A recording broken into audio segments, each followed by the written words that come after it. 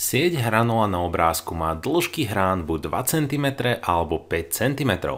Nakresli daný hranol vo voľnom rovnobežnom premietaní a vypočítaj jeho povrch.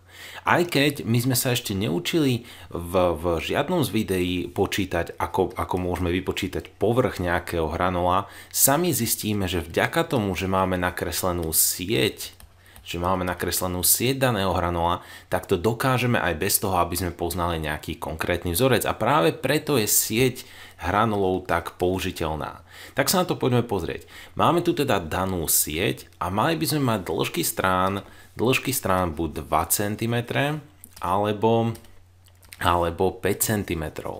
No a my vidíme, že tu máme dĺžku 2 cm a máme pri nej takéto označenie jednou čiarkou. Tak keď si nájdeme všetky ostatné hrany, ktoré majú takéto označenie jednou čiarkou, tak by sme mali mať všetky hrany, ktoré majú dĺžku 2 cm. Takže tu máme ďalšiu, tu máme ďalšiu a tu máme ďalšiu, tu a ďalej ešte tu a tu a tu.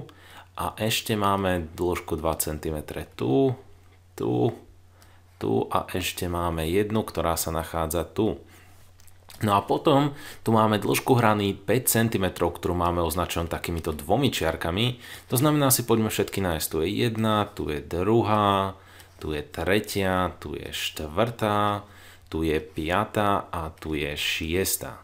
Našou úlohou je nakresliť daný hranol. Budeme ho kresliť vo voľnom rovnobežnom premietaní. Tak sa na to poďme pozrieť. Čo vlastne urobíme, je, že toto bude niečo ako naša podstava. Toto bude naša podstava alebo základňa tohto nášho nákresu. No a my teraz, rovnako ako sme to robili v minulom videu, keď sme akoby odklápali naše strany, aby sme ich vyrovnali do tejto rovnej siete, tak teraz budeme robiť opak. Túto stranu akoby priklopíme, taktiež akoby priklopíme túto stranu a aj túto stranu. No a táto strana nám bude reprezentovať vlastne akoby náš vrch alebo náš, povedzme, bude na vrchu. Tak si to poďme nakresliť. Najprv si dáme teda našu podstavu, dajme si našu podstavu, ktorá vieme, že vyzerá približne takto. A ja si musím trochu zmeniť pero, aby som kreslil krajšie. Takže naša podstava vyzerá približne takto. A opäť robím to, že ja viem, že táto naša hrana má dĺžku 5 cm, tak ju aj nakreslím v 5 cm. Takže ja viem, že má dĺžku 5 cm a kreslím ju v 5 cm. Ďalej, ja tým pádom, že viem, že táto hrana má dĺžku 2 cm, ja ju vo voľnom rovnobežnom premietaní, keďže je takto šikmo, kreslím v polovičnej veľkosti, a teda 1 cm. No a poďme kresliť ďalej. Teraz som nakreslil túto našu základňu, túto našu podstavu, takže to je táto naša podstava. No a teraz k nej idem akoby priklápať jednotlivé strany. Takže si najprv priklopme túto, ktorá je vľavo. A tá bude vyzerať približne takto. Ďalej si priklopme túto zadnú stranu, ktorá bude vyzerať, a toto som nakreslil ale naozaj škaredo, takže to musím trochu prekresliť. Táto bude vyzerať takto. Naša zadná strana bude vyzerať približne a takto.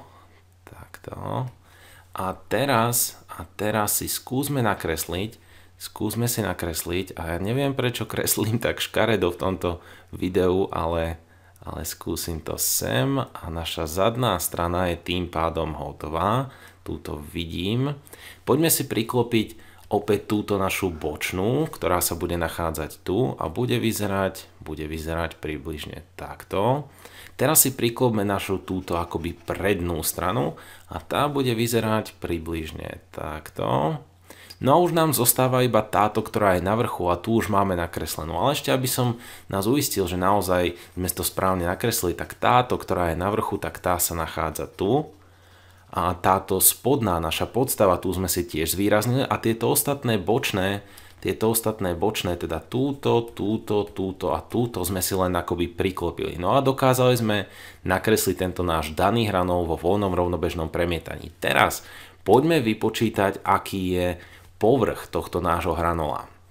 No aj keď my ešte nevieme vzorec na výpočet povrchu hranola, keď sa na to pozrieme, táto sieť je vlastne zložená z niekoľkých útvarov, sú tu dve kocky a niekoľko obdĺžnikov, no a to samozrejme vieme vypočítať, aký je obsah. No a potom si to len sčítame. Tu máme prvý obdĺžnik, ktorý je 5x2, teda jeho obsah bude 10 cm2. Tu máme ďalší obdĺžnik, jeho obsah bude tiež 10 cm2. Tu bude opäť 10 cm2.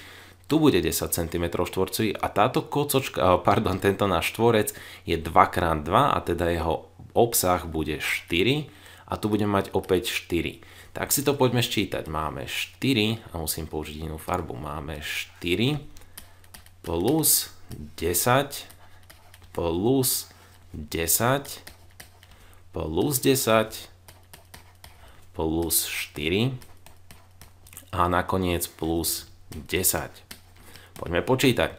4 plus 10 je 14, 14 plus 10 je 24, 24 plus 10 je 34, 34 plus 4 je 38, 38 plus 10 je 48 cm štvorcových je povrch nášho hranola.